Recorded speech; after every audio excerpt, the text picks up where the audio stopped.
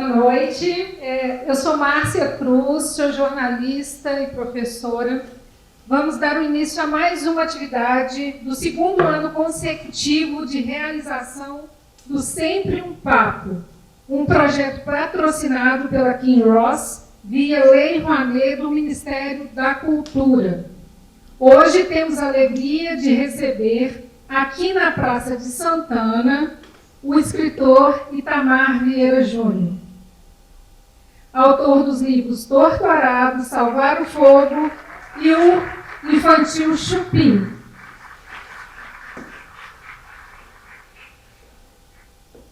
Após o evento, o Itamar fará uma noite de autógrafos e já adiantamos, aproveitamos para agradecer o apoio da Prefeitura de Paracatu e a parceria da Academia de Letras do Noroeste de Minas. Nós informamos que este evento será gravado e, desde já, pedimos autorização de veiculação de imagem para todos vocês. Tudo bem? Então, vamos começar, né? Boa noite, Itamar. Boa noite, Márcia. Boa noite a todos e todas que estão aqui nos acompanhando. É um prazer estar em Paracatu outra vez. Itamar, eu queria começar a nossa conversa dizendo que você pudesse falar um pouco sobre essa sua escolha por protagonistas mulheres e mulheres negras na sua obra. Essa é a pergunta típica do leitor, porque lá nos romances, nas histórias, tem os personagens homens também. Mas vocês escolhem as mulheres. Não, estou brincando. Acho que as mulheres não têm um papel coadjuvante nessas histórias. Pelo contrário, elas estão ali na linha de frente, né? Estão contando essas histórias. Algo que historicamente nunca foi permitido da maneira que tem acontecido. Eu cresci numa casa com mulheres, com muitas mulheres, e eu vi as mulheres nessa posição de protagonismo. Às vezes criando os filhos sozinhas, aí eu estou falando da minha mãe, das irmãs, às vezes atravessadas por uma violência, né, que é uma estrutural, que é social, a violência patriarcal, né, atravessadas pela misoginia, mas eram mulheres, personagens que não se curvavam, né, que não se dobravam às vicissitudes da vida, estavam ali sempre reagindo, imprimindo sua marca. Acho que isso foi determinante para que essas histórias seguissem, trilhassem esse caminho. Depois, eu fui trabalhar no campo há 20 anos. E no campo eu encontrei uma representação social muito parecida com essa que eu conhecia.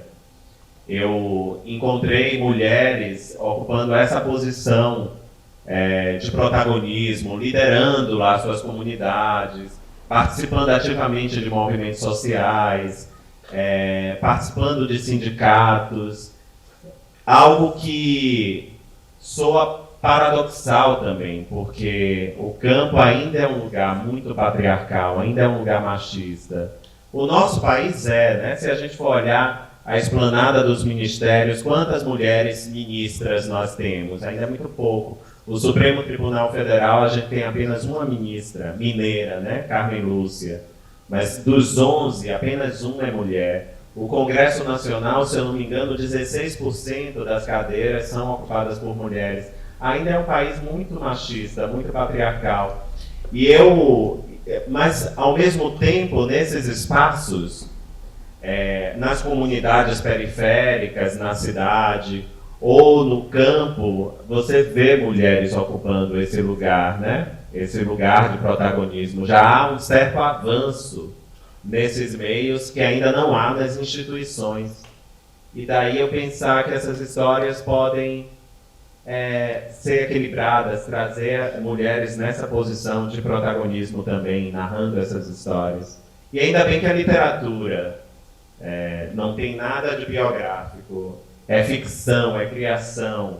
E você pode, inclusive, dizer que é um espírito que conta a história, que narra uma parte da história. Né? Esse é o pacto que nós que escrevemos fazemos com os leitores, de que na ficção tudo é possível. Conceição Evaristo, ela fala muito dessa figura da mulher na literatura, da mulher negra, da importância dela, né? E você também já falou em outros momentos da sua relação com Carolina Maria de Jesus. De que maneira essa Carolina aparece, por exemplo, em Viviana Belonísia? A gente pode fazer essa associação em alguma medida?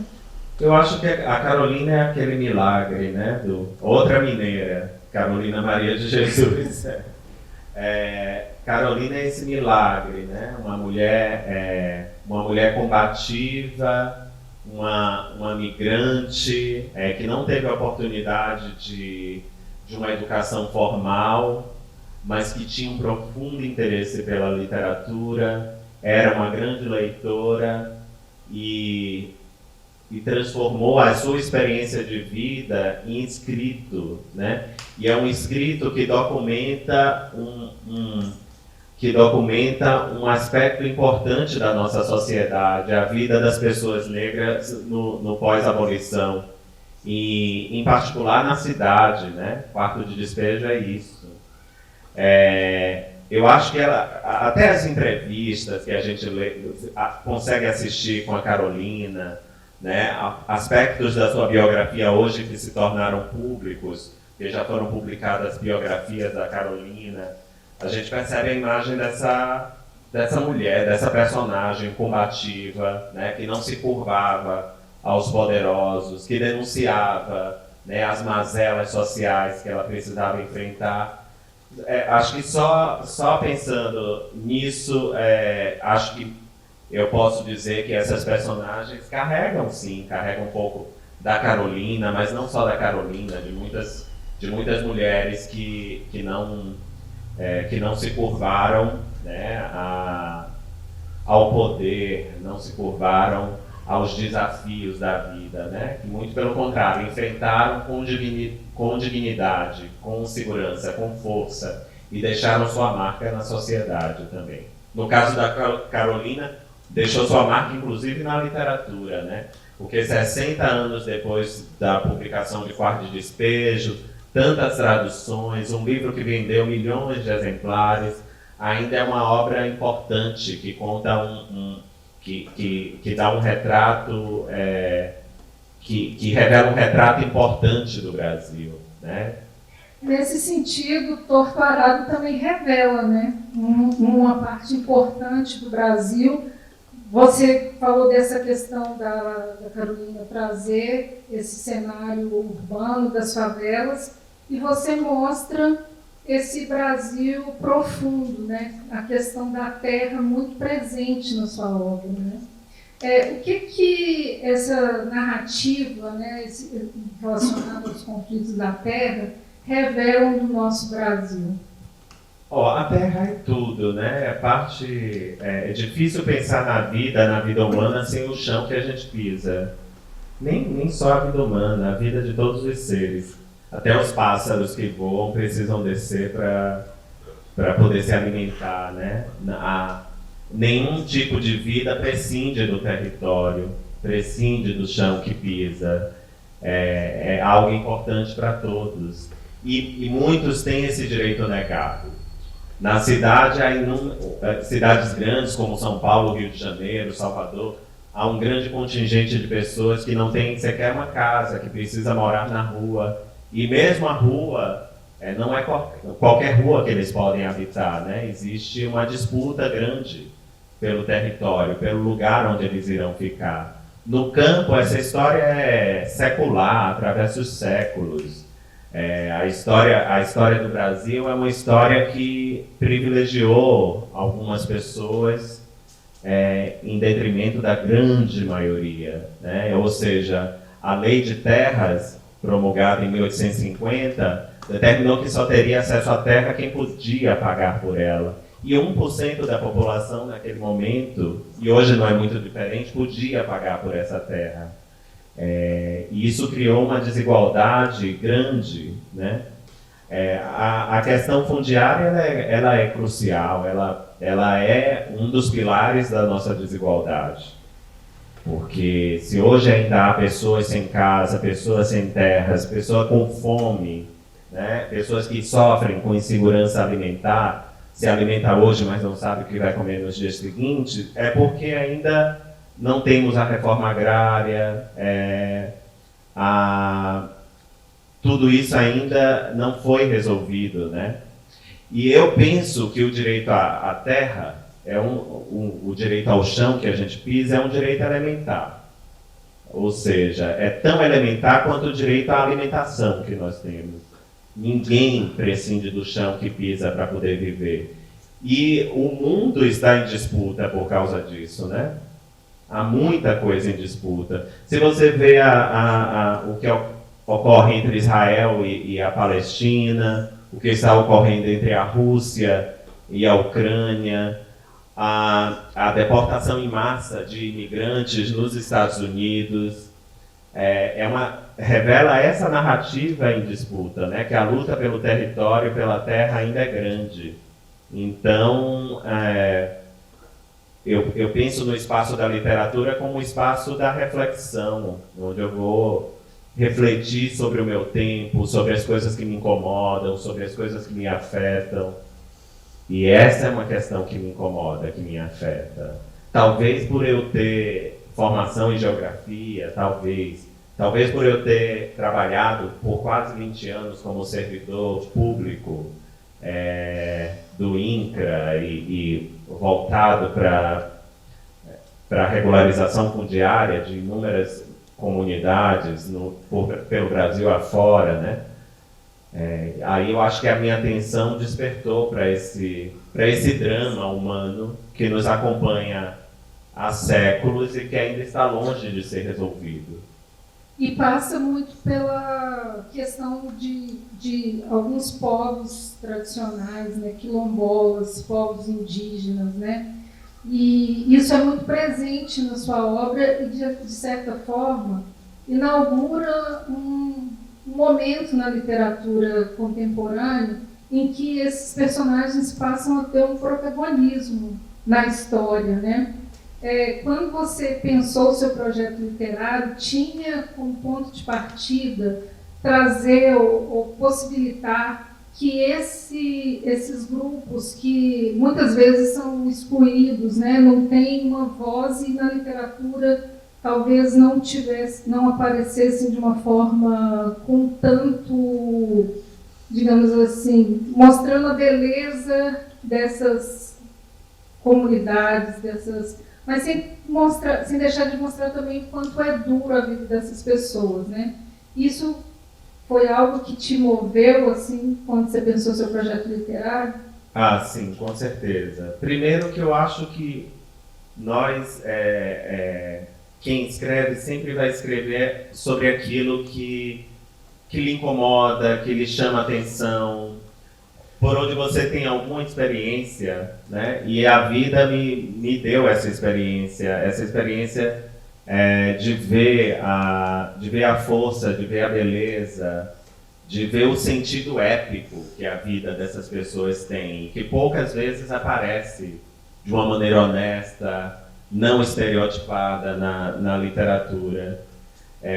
Eu, como leitor, né, que antes de escrever eu sou leitor, eu tinha algum conhecimento sobre a literatura brasileira de muito tempo, e a literatura brasileira produziu obras impactantes, fortes, com um cunho social forte, que são um retrato do Brasil, de um tempo, né, do Brasil. Essas obras, com certeza, elas me influenciaram como leitor. E eu também conheço a literatura brasileira contemporânea, né, escrita de algumas décadas para cá.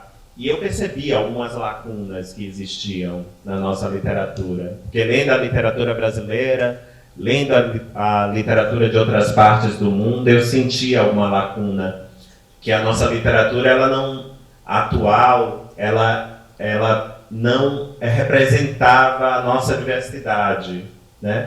Isso eu estou falando de 20 anos atrás, né? Hoje já vivemos um momento diferente, a gente já tem novos escritores, atores que estão imprimindo uma marca, uma diversidade à nossa literatura. Mas há 20 anos era complicado, com honrosas exceções. Era complicado, ainda era algo muito restrito a um mundo ali situado no eixo Rio-São Paulo, do escritor branco escrevendo sobre sua classe, sobre suas origens.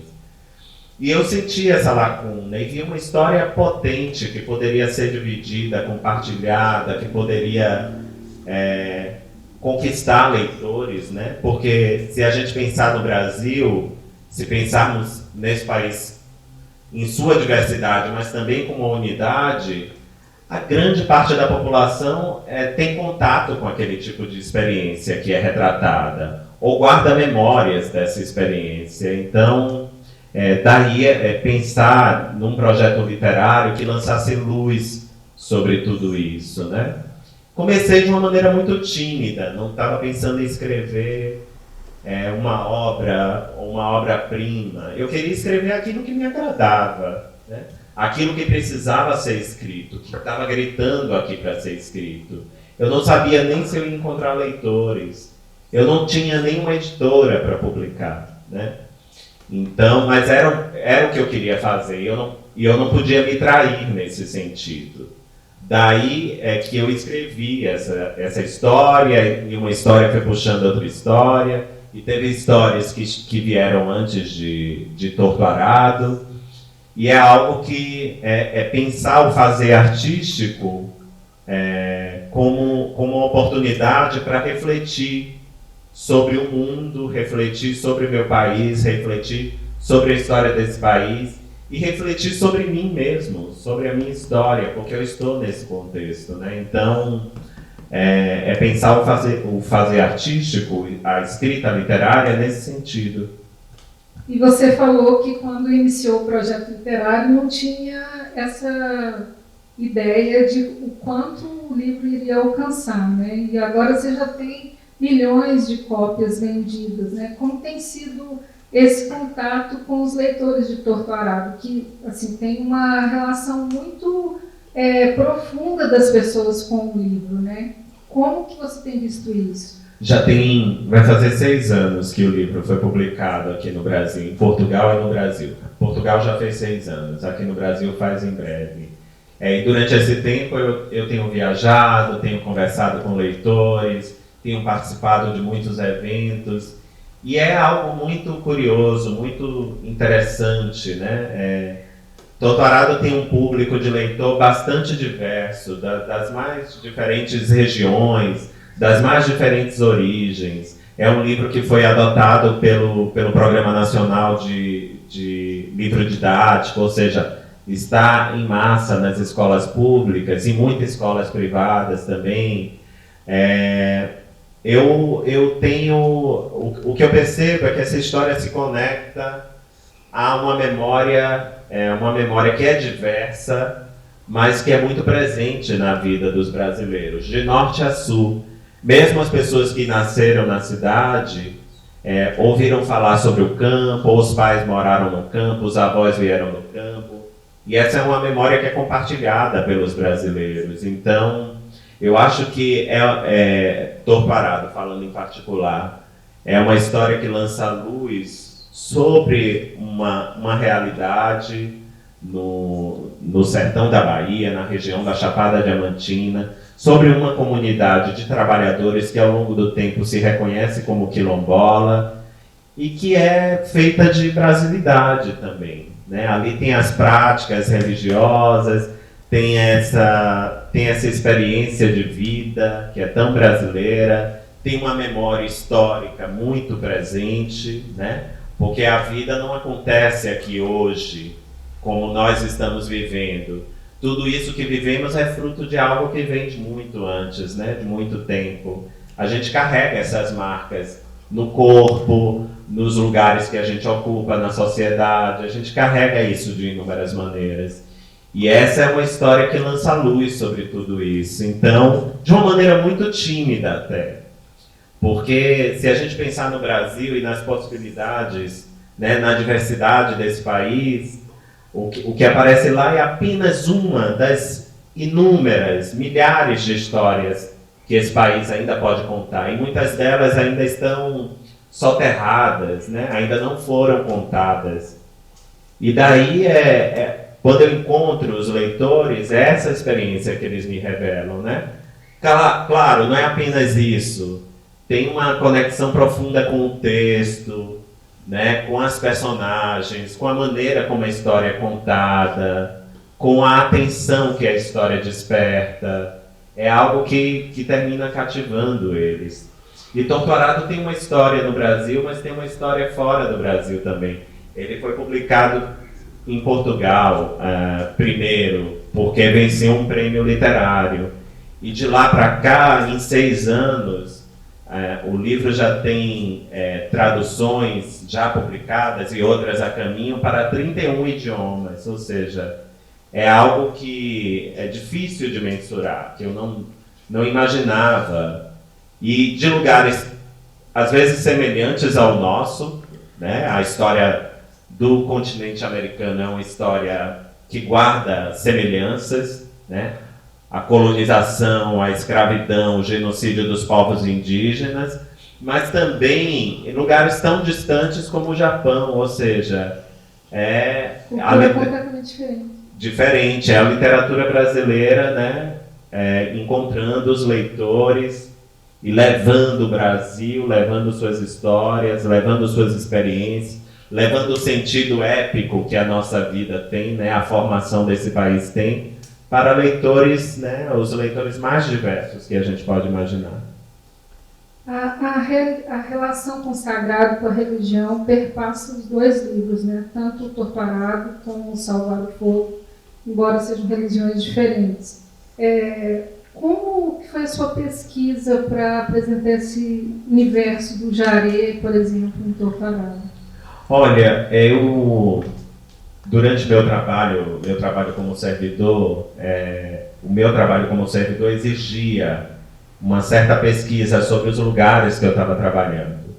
E essa era a minha formação, né? Eu venho da universidade, trabalhei com pesquisa desde muito cedo e, claro, agarrei essa oportunidade, porque não era uma oportunidade de trabalho apenas, era uma oportunidade de conhecer o país, de conhecer uma fração desse país, né? Então, eu me aprofundei em tudo que eu trabalhei. E, em determinado momento, eu tive uma oportunidade eu tinha já me graduado, tinha feito mestrado, e eu tive a oportunidade de fazer um doutorado na universidade pública com o suporte do órgão que eu trabalhava, né? Então, claro, para ter direito aos benefícios, poder me licenciar para escrever a tese, continuar recebendo salário, tinha que ser algo voltado que fosse aproveitado depois para as nossas atividades, né? Para as coisas que nós realizávamos. E foi assim que eu fiz essa imersão na Chapada Diamantina, trabalhando em comunidades ali da região, nesse processo, entendendo o processo de regularização fundiária, mas também pesquisando a história dessas comunidades, o processo histórico de formação social daquele local em particular. E chegou um momento que eu precisava entender as relações sociais que aquelas pessoas mantinham. E aí a crença, a prática religiosa era fundamental, porque foi essa crença que, ao longo do tempo, permitiu que aquelas pessoas não se dispersassem, que elas construíssem um senso de comunidade, construíssem laços de parentesco, inclusive, né? Porque o curador, que ali na história é representado pelo Zeca Chapéu Grande, ele tem ali uma comunidade de filhos de santo, de pessoas que precisaram dos seus favores, dos seus dons. E isso criou um senso de comunidade que fez com que aquele grupo atravessasse o tempo de maneira íntegra, né? Então, não é apenas o lado exótico da prática religiosa. O que está ali em jogo são os laços sociais que ela permitiu que essas pessoas estabelecessem. E uma maneira muito particular, muito própria de ver o mundo, né?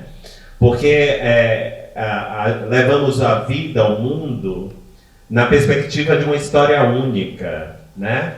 Só existe uma religião, só existe um Deus, só existe... E não é assim, o mundo é muito diverso, né? E o nosso país é diverso, igualmente diverso. E há muitas maneiras de se olhar o mundo, de se entender o mundo. Muitas ontologias, você mesmo contava pra gente, que esteve recentemente na Terra Yanomami, e é outro mundo. Quem leu A Queda do Céu pode tentar alcançar um pouquinho qual é a experiência de vida, a experiência social daquelas pessoas, dos Yanomami, por exemplo. É uma maneira muito particular de observar o mundo, as suas crenças, o sentido dos sonhos na sua vida, né? Ou seja, não há certo nem errado, o mundo não é binário. Há muitas maneiras de se olhar o mundo, e a literatura pode cumprir esse papel importante de despertar na gente o interesse pela vida do outro, pela vida da personagem, o interesse pelo que é diferente, porque lendo sobre as diferenças, narrando as diferenças, é que a gente vai entender que somos mais semelhantes do que pensamos, né? As barreiras que nos dividem, elas passam a cair. As religiões não importam mais suas origens, a classe social que você ocupa, não importa mais, para a gente não vai fazer mais sentido a discutir raça, que é uma criação humana, ou seja, a literatura permite que a gente experimente tudo isso. Inclusive a forma de você contar, né, com as diferentes vozes, né, Bibiana, Belonísia, cada uma numa perspectiva, né, e de lugares diferentes, digamos assim, uma buscando o conhecimento formal e outra se voltando para o conhecimento da comunidade, da terra, né? Então você traz essa diversidade para essa forma também no livro, não é isso?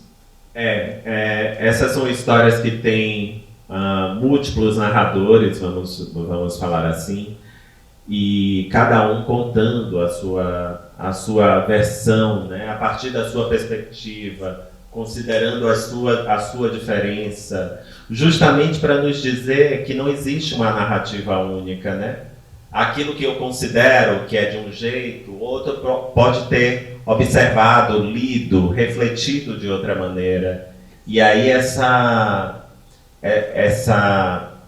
maneira de contar a história, considerando a perspectiva das diferentes personagens, no caso de Torto Arado, a Bibiana, a Belonísia, e a terceira narradora, que é uma encantada. No caso de Salvar o Fogo, o Moisés, a Luzia, e uma narrativa em terceira pessoa, um narrador onisciente narrando tudo aquilo, né? Essa é uma maneira que eu encontrei de expandir as possibilidades de uma história, porque não há uma verdade, uma única verdade. Há sim narrativas, maneiras distintas de se contar, de se escrever, de se narrar um mesmo episódio, né? Então, daí encontrei que não foi algo que eu criei. Há muitos autores que fazem isso e já há muito tempo, né? Acho que um exemplo clássico é o William Faulkner. Ele publicava nos anos 1920, 1930. Mas é algo que a minha experiência de leitor me fez querer replicar nessas histórias também.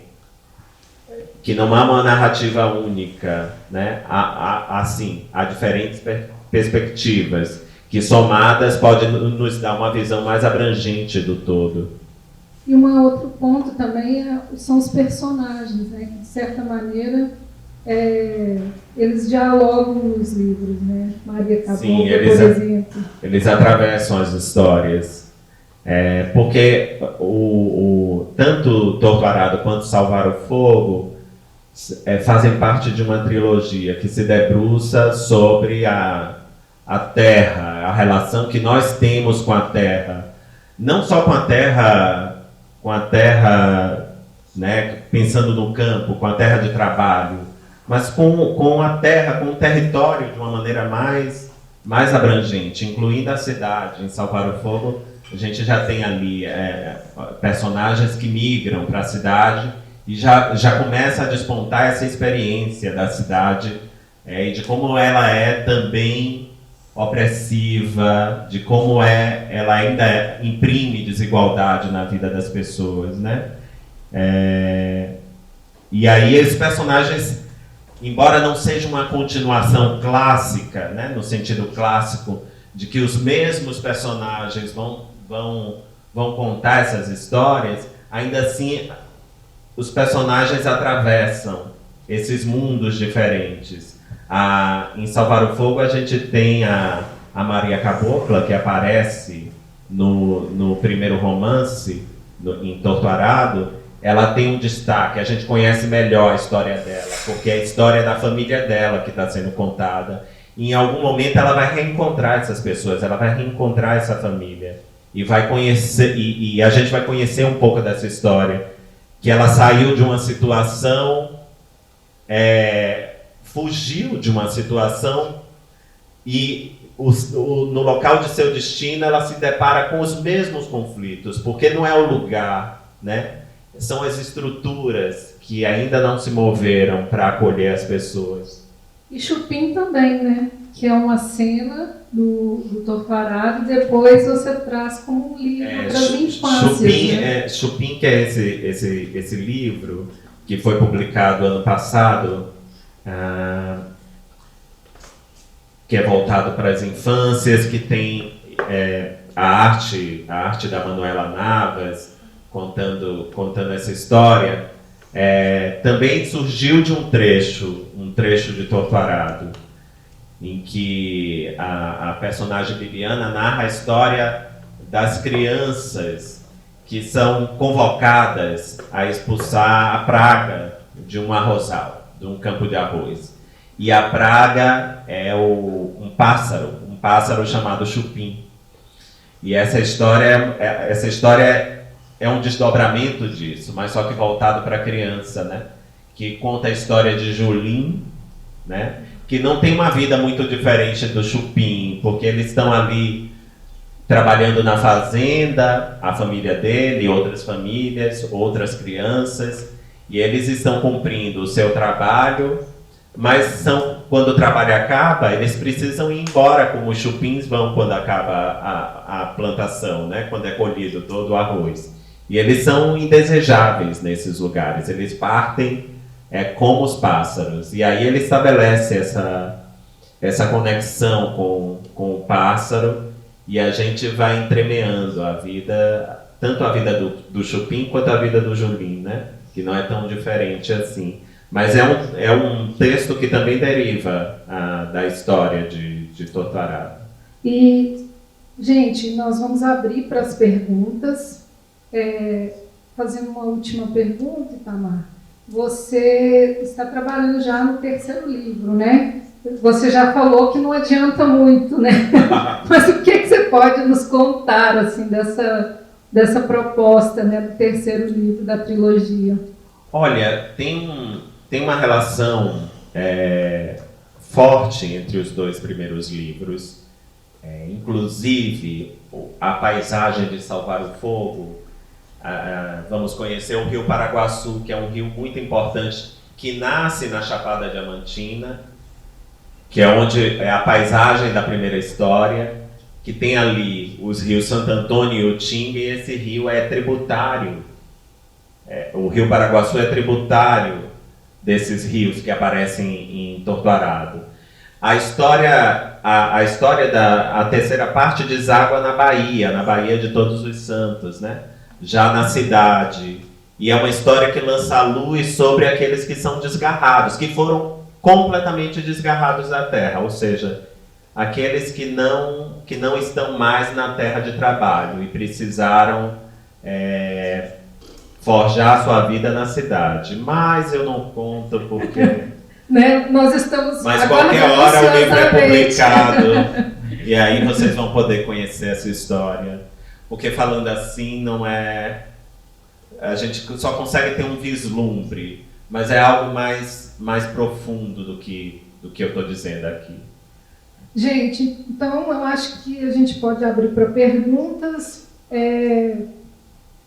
Como que a gente fala, Joana? Só levantar a mão. Boa noite. Boa noite. Eu sou a professora Jane, de língua portuguesa e suas literaturas, e gostei muito da sua composição, do que você se apresenta, né? Isso é muito importante para a gente, entender que a escrita, ela vem de acordo com a pesquisa. Estava comentando com a minha irmã, que também é professora, e eu gostaria de fazer 2 perguntas. Na verdade, uma será respondida se você me responder a primeira.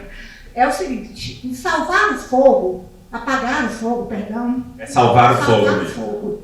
É uma prática temporal ou atemporal no seu ponto de vista? Eu vou me explicar. Claro que você entendeu. Por que eu me explico? Eu gostaria de entender como salvar o fogo é uma atitude constante, apesar de nós querermos, às vezes, apagar o fogo.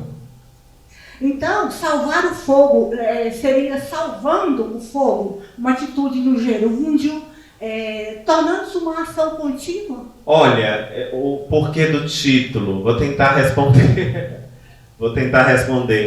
Tem uma personagem que é a Luzia, e ela tem uma história com o fogo, porque é uma comunidade católica que vive no entorno de um mosteiro do século XVII. Ou seja, é uma história que, apesar de passar muito próxima aos nossos dias, remonta à história da colonização, né? E a história é de como a colonização ela contou com todo o poderio da igreja para prosperar também. E ali as pessoas, quando a igreja chegou, existia uma comunidade indígena.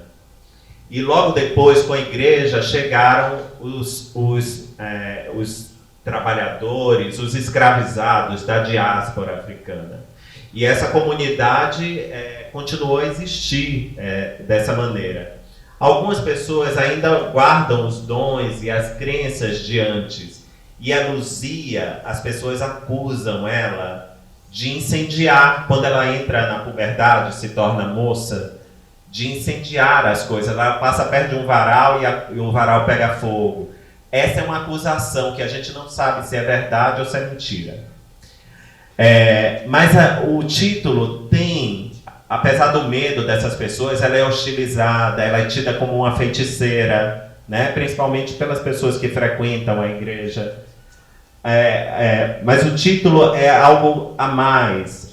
Fala que o fogo é esse elemento que transformou a história humana, né? Quando o ser humano tomou o fogo e começou a produzir o fogo, muita coisa mudou, né? O homem mudou de patamar, né? Ele, inclusive, criou uma relação de poder. E o fogo é metáfora para muita coisa da vida, né? Para o desejo humano, por exemplo, né? A gente fala, é engraçado, né? Tem fogo, estou com fogo, né? As pessoas falam essa coisa. É uma metáfora bonita para esse ímpeto de vida, de desejo que a gente tem. E a gente pensa no fogo, pensa em apagar, né? Que é um incêndio.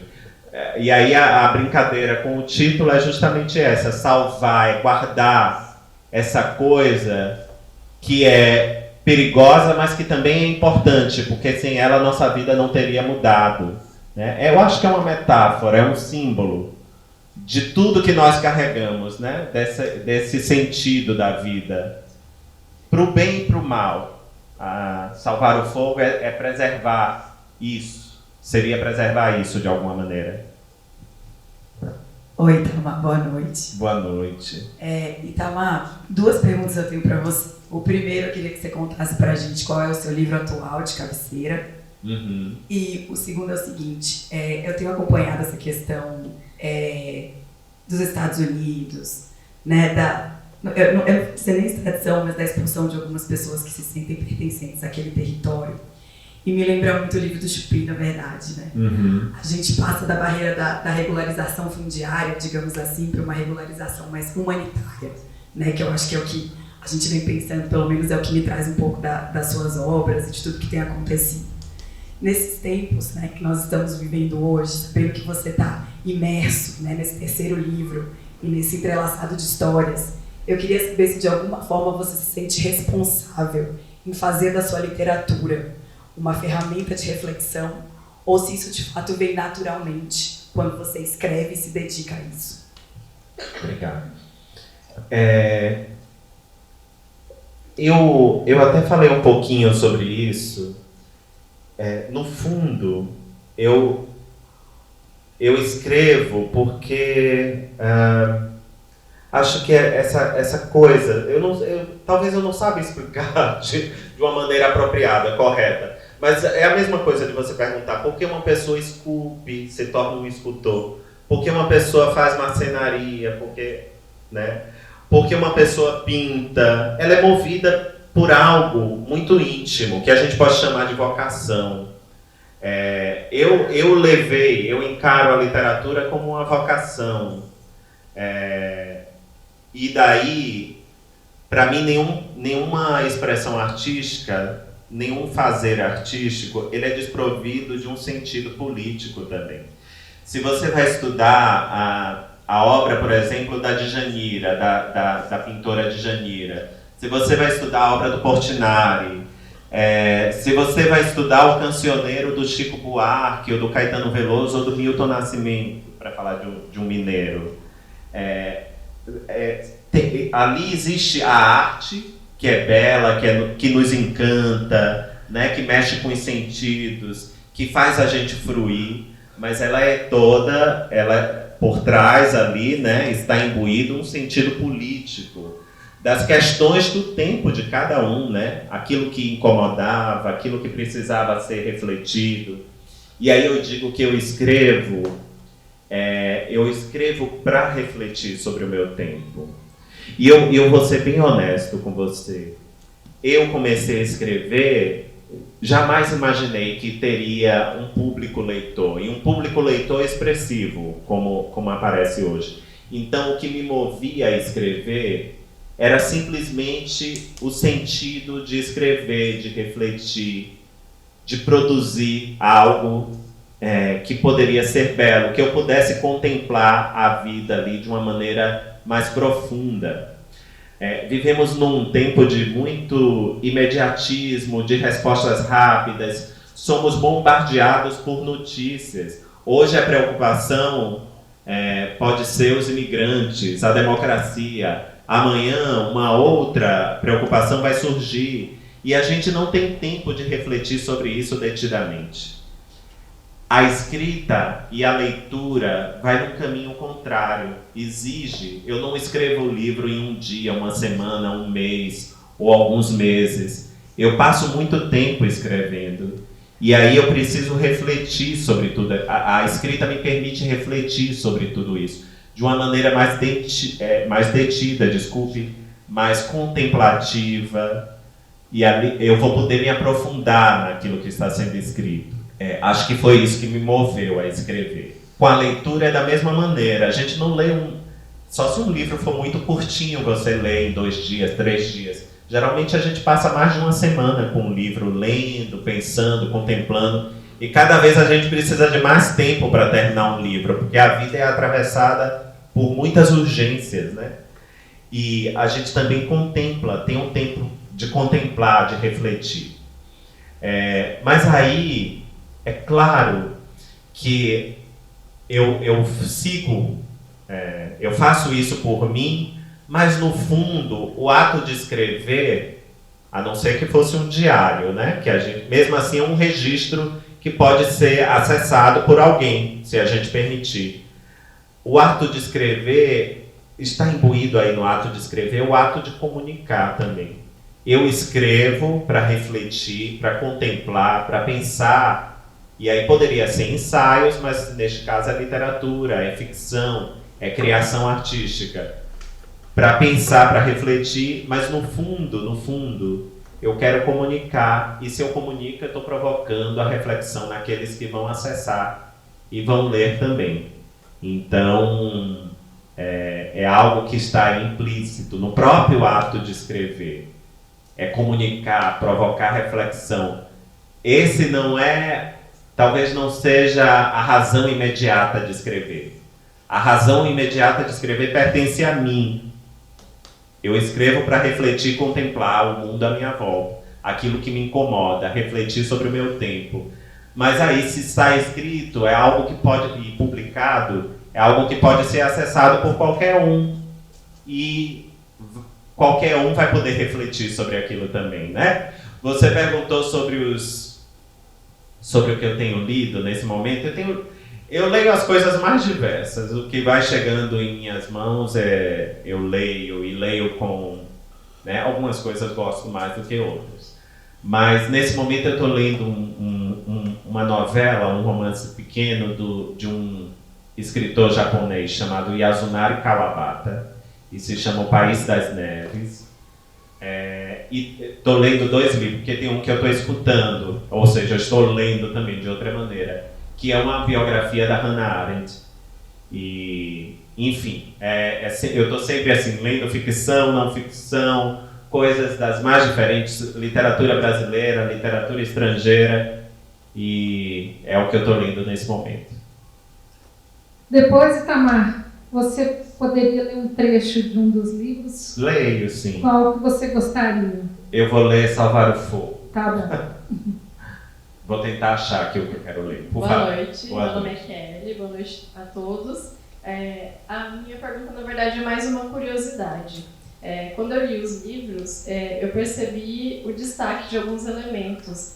Então, assim, Torturado, a gente tem ali a terra, né, o elemento terra, como se fosse praticamente uma personagem, né, de tão importante que ela é. E em Doramar, a gente tem ali o mar, a água, né, o elemento água, permeando praticamente as histórias ali, em todas as histórias do livro. E o fogo, né? Aí a gente tem Salvar o Fogo, o elemento fogo. Então, assim, a minha curiosidade é se isso foi pensado, e como todo leitor é curioso, já fica aí uma outra pergunta, se o próximo livro vai ter o elemento ar aí pra gente. Obrigada. Obrigado também. Seu nome é? Kelly. Eu acho que não é deliberado. Termina que as coisas vão acontecendo sem que a gente explique. É verdade. Eu gosto de conversar sobre literatura e de conversar sobre o que eu escrevo. Claro, eu sempre vou dar a minha interpretação do que eu escrevi, mas a minha interpretação não é absoluta. Eu acho que quem escreve não tem o afastamento necessário daquilo que foi escrito para refletir de uma maneira mais profunda sobre o que escreveu. O leitor traz uma interpretação muito interessante e é uma interpretação legítima. A crítica também, né, quando faz com seriedade, ela também traz uma contribuição importante para aquilo que foi escrito. E aí eu gosto dessa conversa, desse debate, de encontrar leitores, porque eu acho que os leitores conseguem iluminar aspectos que ainda não estão claros para mim. Eu sempre digo, o escritor não sabe sobre tudo que foi escrito, o que ele escreveu. Mas é claro, muita coisa é levada por uma dimensão subjetiva da nossa vida, que a gente chama de inconsciente, e que aparece sem que a gente entenda, compreenda. Eu não sei se o terceiro livro traz alguma coisa em destaque, como o destaque que você deu, da terra, do fogo, da água, mas pode ser que traga, né? Eu vou precisar reler, e reler com os leitores, para os leitores me indicarem isso. Mas não foi algo deliberado. É claro que enquanto você escreve, algumas coisas vão ganhando um sentido simbólico. E é o que eu falei sobre o fogo aqui na resposta que eu dei. Da mesma maneira a terra, né? Ela não é apenas a terra, não é apenas o chão que pode ser negociado, né? É algo mais profundo, que passa pela vida e pela história das pessoas. E uma história que não está nem aqui, uma história que vem de muito antes. Então, mas eu não consegui explicar de imediato, eu preciso pensar com os leitores. Eu prometo voltar, depois de publicar Paracatu, e dar tempo para os leitores lerem, né, a gente fazer uma próxima livro, e a gente vez. aí vai refletir de uma maneira mais detida sobre isso. Temos mais perguntas, Itamar? Boa noite, meu nome é Amanda, também sou professora de História. Eu gostaria de te perguntar, Itamar, em Totarado, você quis fazer uma provocação para que as pessoas percebessem ali, na questão da Bebiana e toda a comunidade de Água Negra, a questão do trabalho análogo à escravidão? E também a outra pergunta, a questão da importância da educação, como algo que fosse mudar a vida dessas personagens e das pessoas inseridas ali na comunidade. Boa pergunta, Amanda.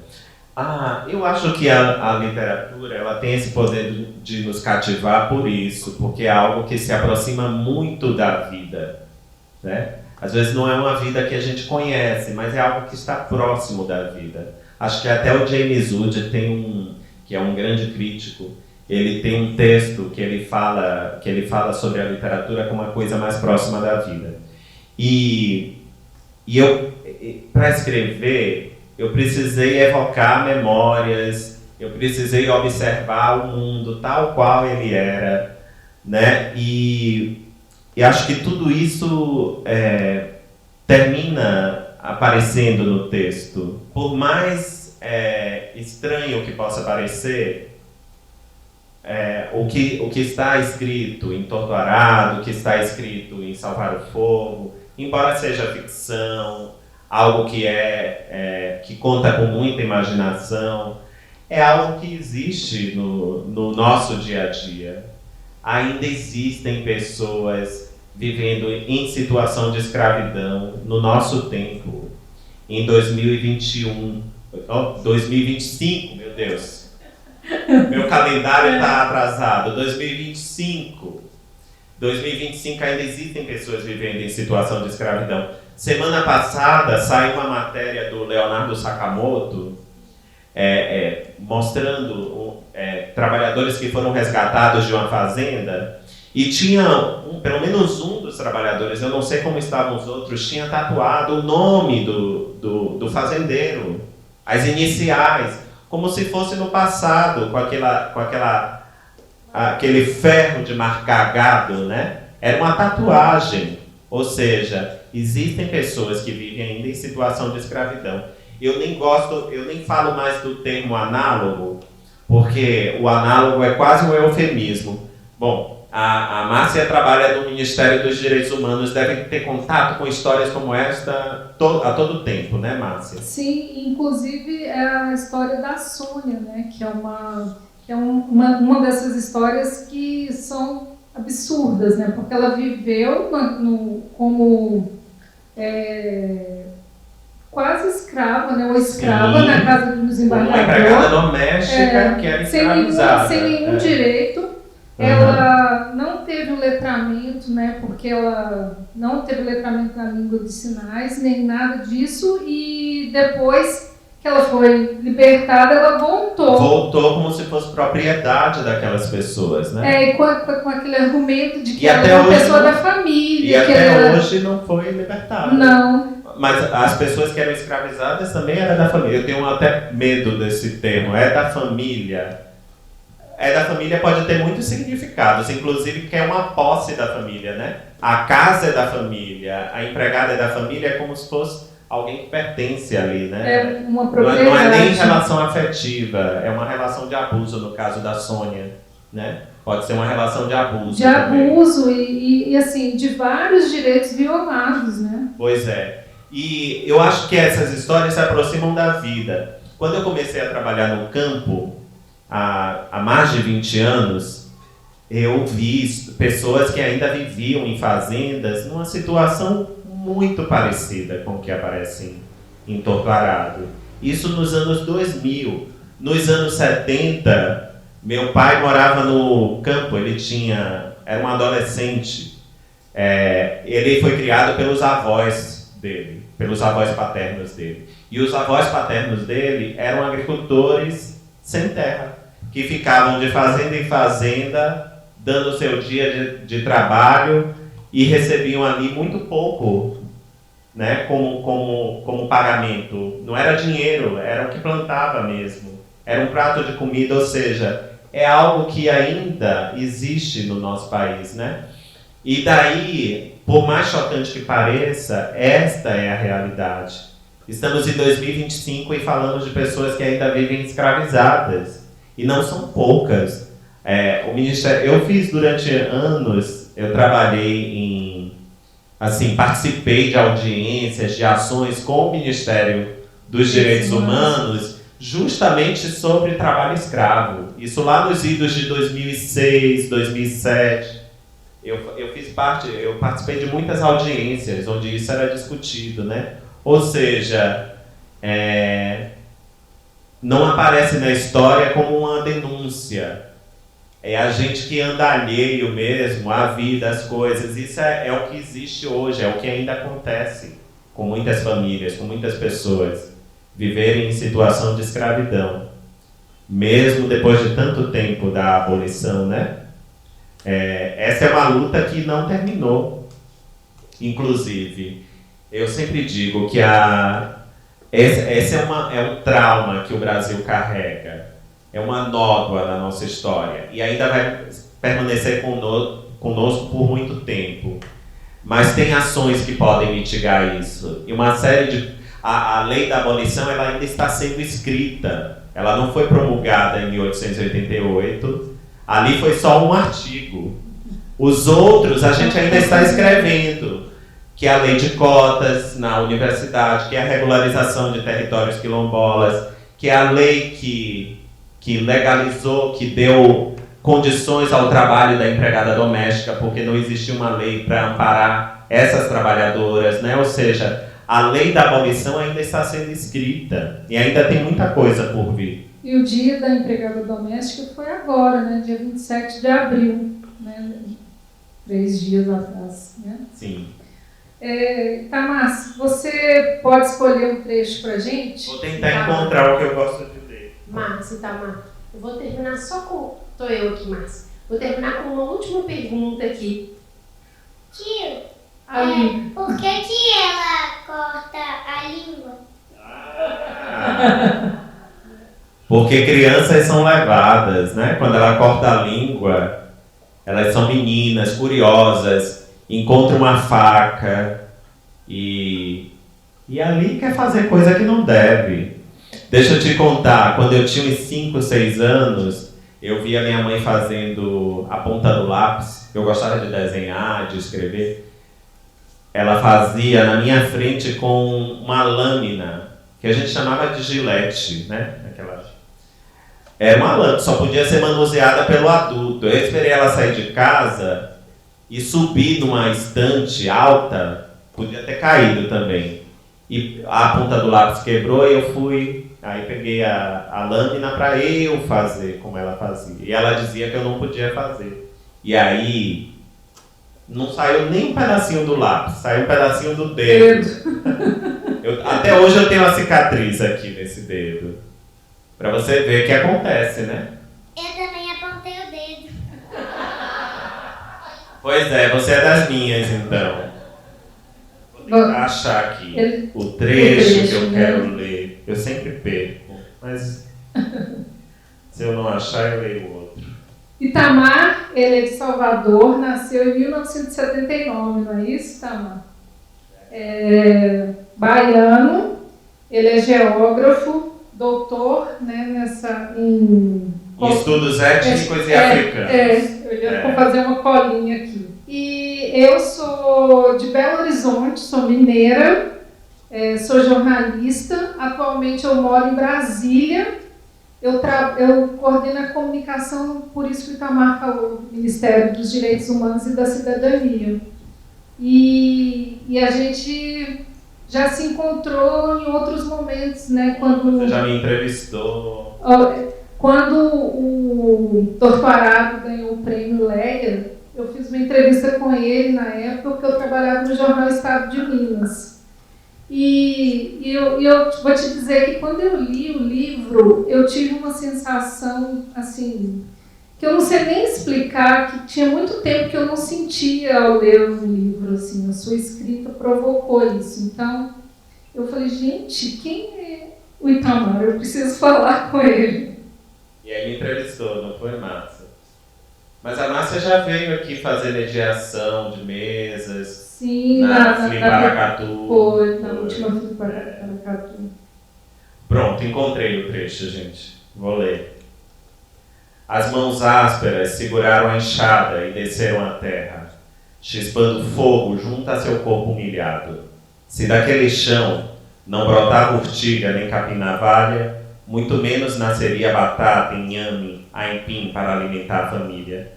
Mas precisava trabalhar com sofreguidão, com raiva, com ódio. Afinal, era a terra, o animal a lhe devorar os anos, e a cada golpe ele devolvia o recebido. Para aquele homem sem futuro, a terra era tão rara quanto o ouro que diziam existir a caminho da serra. Era ainda pior, o ouro não se via em todo canto. O metal não habitava o mundo de uma maneira tão ostensiva quanto a terra. Para a certeza da desgraça de sua gente, a terra não apenas estava em todo canto, em todo lugar. A terra era o canto, era o lugar, e sem este chão não haveria vida para ninguém. Dos pássaros às árvores, dos ricos aos pobres, nem mesmo os montes se sustentariam em pé, e os rios morreriam antes mesmo de correr. Eu vou ler um outro trecho que eu separei aqui. Quando tudo parecia em paz, a paz enviesada e precária dos sobreviventes, acontecia algo. Era a violência dos matadores vingando seus mortos, ou eliminando os obstáculos que impediam a prosperidade de outrem.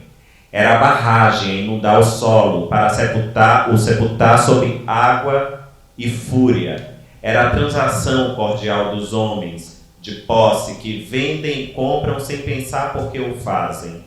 A terra era a riqueza que não se carrega para onde se vai. Se não a podemos levar conosco, assim como as casas, que pelo menos retiremos os dejetos que se encontram nela, nos livrando das tralhas vivas que lá se encontram, para nos recordar a feiura do mundo. Maria Cabocla só não correu do fogo porque não chegaram a incendiar seu galinheiro, como fizeram com os dos vizinhos, nem as choupanas onde habitava, mas tinha notícias de gente que correu das chamas, fossem acidentais, provocadas pela má sorte, ou causadas pela cobiça dos que limpam suas terras da capoeira velha. Queimar os arbustos e a erva daninha era desculpa aceitável, afinal não podiam queimar bicho e gente. Mas nada mal se a raposa que mata o galinheiro aparece esturricada, ou se o fogo espantasse a gente teimosa que fazia de sua a propriedade alheia.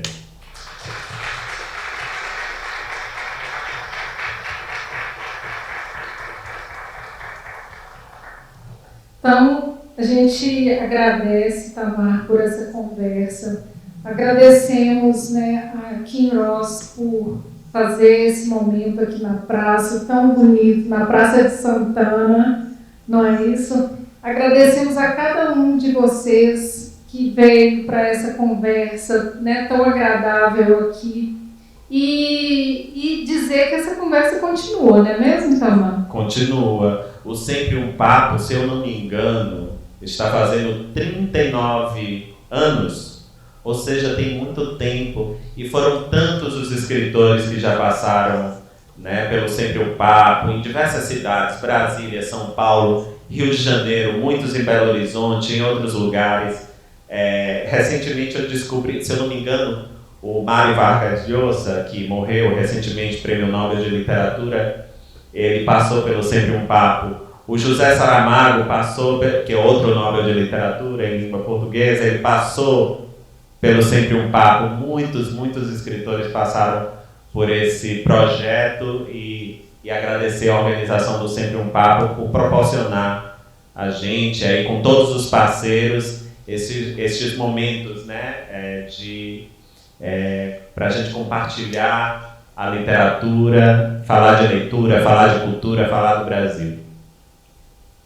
Obrigada, boa noite, pessoal. E o Itamar vai autografar, não é isso? Sim, agora eu só não sei onde é, mas o pessoal vai indicar o local. Bom, pessoal, a gente está fazendo a venda dos livros logo ao final ali, e a mesa de autógrafos está aqui, ó. Só dar a volta aqui, o Itamar já vai para lá. Eu gostaria só que todo mundo pegasse a agenda antes, porque o nosso próximo Sempre um Papo vai acontecer dia 29 de maio, aqui neste mesmo local. Então eu espero todos vocês às 7 horas no dia 29 de maio. E já pode dizer quem é? Podemos dizer. É a Andressa Marques, vai estar aqui com a gente. E ela tem sido um sucesso, estourando por aí. Que bom. Muito obrigada, Itamar, muito obrigada, Márcia, muito obrigada a cada um de vocês.